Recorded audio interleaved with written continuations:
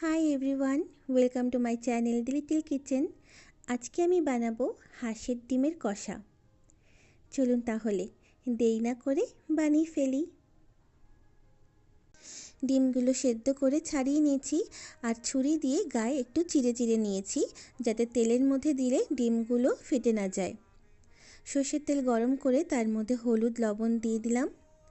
এবার এক এক করে ডিমগুলো দিয়ে দেব, হালকা ভেজে তুলে রাখবো।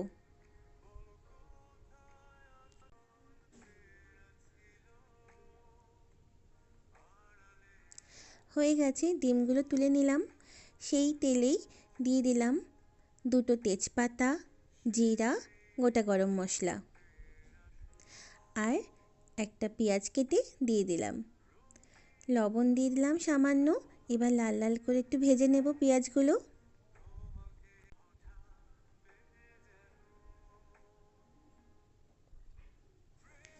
এর মধ্যে দিয়ে দিলাম টমেটো কুচি,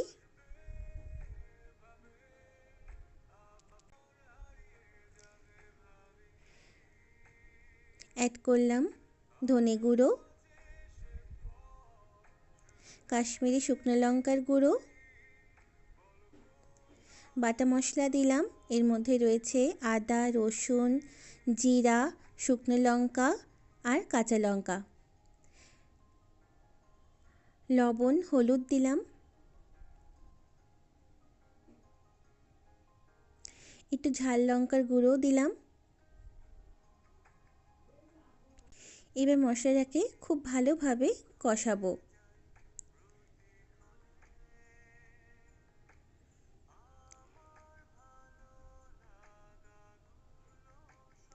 সামান্য জল দিয়ে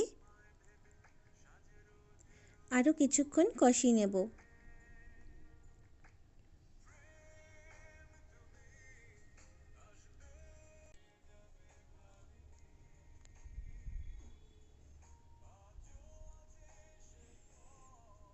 প্রায় 10 থেকে 12 মিনিটের মতন সময় লাগবে মশলা কষাতে। দেখুন মশলা ভালোভাবে কষানো হয়ে গেছে, কড়াই থেকে ছেড়ে আসছে, তার মানে মশলা কষানো হয়ে গেছে। এবার আমি পরিমাণ মতন জল দিয়ে দেব। যেহেতু এটা আমি কষা বানাচ্ছি, একটু মাখা মাখা হবে, তাই জলটা আমি কম দিলাম।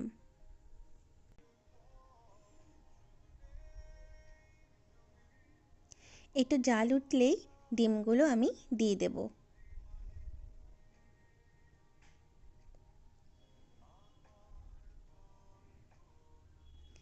গ্যাসের ফ্লেম মিডিয়াম রাখবো।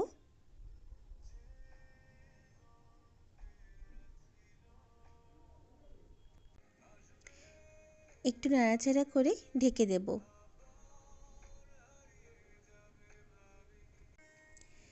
5 থেকে 7 মিনিটের জন্য ঢেকে দিয়েছিলাম। ঢাকনা খুলে দেখুন জলটাও শুকিয়ে গেছে, বেশ গা মাখা মাখা হয়েছে।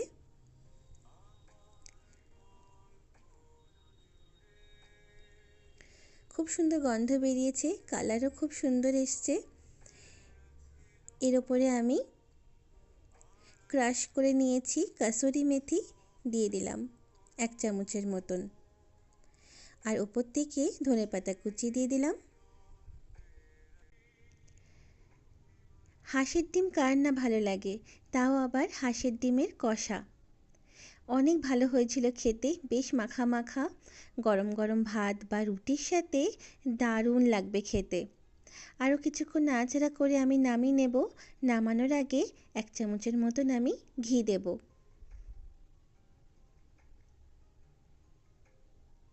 ব্যাস, হাঁসের ডিমের কষা রেডি। আপনারাও এইভাবে বাড়িতে বানিয়ে খাবেন। আমাকে কমেন্ট করে জানাতে ভুলবেন না। ভালো লাগলে লাইক অ্যান্ড সাবস্ক্রাইব করে দেবেন। সবাই ভালো থাকবেন। টাটা।